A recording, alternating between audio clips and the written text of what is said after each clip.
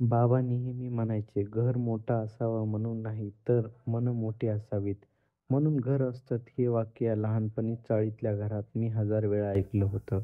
पण त्याचा खरा अर्थ मला तेव्हा कळाला नाही. आमचं घर साधं पण प्रेमाने भरलेलं. आई, बाबा, मी आणि माझा धाकटा भाऊ समीर.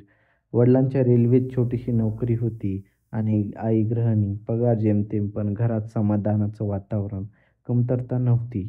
सगळी आईच्या फुलांचा गंध, बाबांच्या वर्तमानपत्रांचा आवाज आणि समीरच्या शाळेची घाई यातच आमचा दिवस सुरू व्हायचा. मी तेव्हा 10वीत होतो.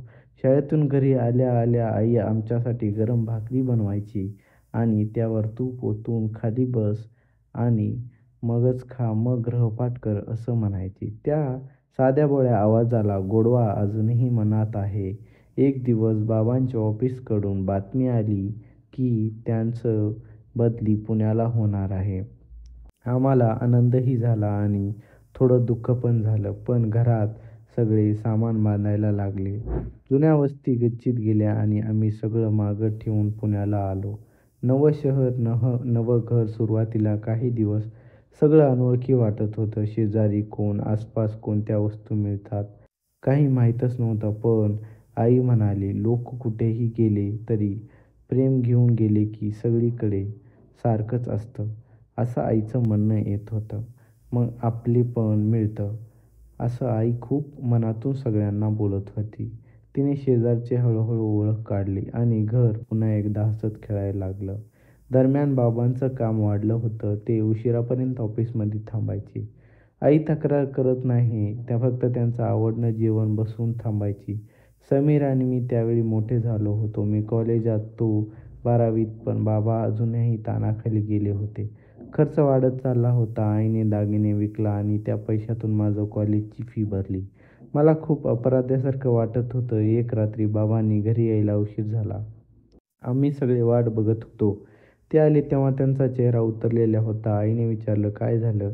त्यांनी हळू आवाजात सांगितलं, "मी ऑफिसमध्ये काही कपाती सुरू आहेत आणि त्यांच्यात माझंही नाव असू शकतं." त्या रात्री घरात कोणीच नीट झोपलं नाही. 2 आठवड्यांनी बाबांनी नोकरीवरून कमी करण्यात आलं. त्या दिवशी बाबा रडले आणि आम्ही प्रथमच बाबांच्या अश्रूत पाहिले. आईने त्यांचा हात धरून फक्त एकच वाक्य म्हणलं, "आपण सर्व एकत्र आहोत तोपर्यंत आपण काहीच नाही."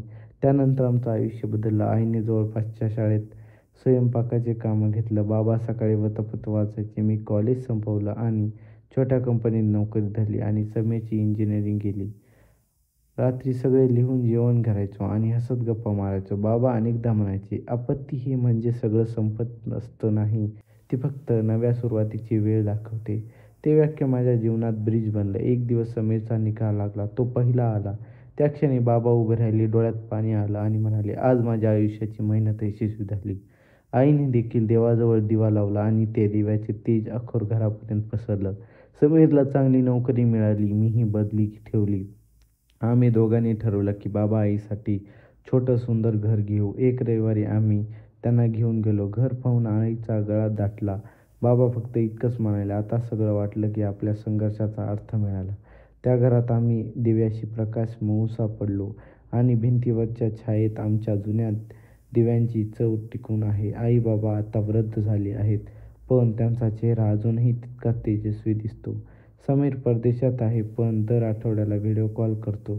सणासुदीला आम्ही सगळे एकत्र असतो. एकदा दिवाळीला मी आईला विचारलं, की "तुम्हाला असं कधी वाटलं नाही का, की आयुष्य खूप अवघड आहे?" ती हसली आणि म्हणाली, "अवघड होतं, पण गोड होतं, कारण सगळे काही एकत्र गेले." ते उत्तर इतकं खोल होतं, की त्या क्षणी मला समजलं, जर घर फक्त 4 भिंतीचं नाव नाही, तिथे असणं आपलेपण, समजूतदारपणा आणि न संपणारं नातं. त्या दिवसानंतर बाबा पुन्हा एकत्र जुन्या सवयीकडे वळाले. सकाळी वृत्तपत्र वाचायचे, आईला चहाचा कप देतात, अंगणात बसून सूर्यप्रकाश घेऊन हसत. मी आणि समीर दोघेही ती दृश्य पाहून शांत होतो, कारण त्या एक शांत समाधान आहे. कर्तृत्वाचं, कृतज्ञतेचं. वर्षानंतर मीही विवाह केला. माझ्या पत्नीनं पहिल्याच दिवशी आईला म्हटलं, "मी घरातली नवी सदस्य आहे, पण मुळीच घरातली आहेच." आईने तिच्या मनापासून स्वागत केलं. बाबाही म्हणाले, "आपल्या घरात नवीन खुशखबर आहे." त्या संध्याकाळी आम्ही सगळे छतावरती बसलो. चंद्रप्रकाशात हवेत गारवा होता, पण घरामध्ये प्रेमाची सुवास. कधी मला वाटत होतं जर आपल्या कठीण काळात गेलो नसतो तर कदाचित मला घराचा, नात्यांचा, प्रेमाचा खरा अर्थ कधी समजला नसता. पैसा महत्त्वाचा आहे, पण एकमेकांचे त्याग, आदर हेच खरं सौंदर्य आहे. आता आमच्या घरात गप्पा, हसा, आठवणीचा साठा. प्रत्येक भिंत दिवसांनी कहाणी सांगते आणि प्रत्येक श्वास एकच भावना कायम जिवंत आहे. एकत्र राहण्याची शेवटी तेवढीच मी माझ्या मुलाला झोपवतो तेव्हा त्याच्या कानात हळूच म्हणतो, घर मोठं असावं म्हणून नाही मोठा असावे म्हणून घर असतं. आणि त्या क्षणी मला जाणवतं, मी बाबांचं वाक्य आता खरोखर जगतोय. कथा संपली.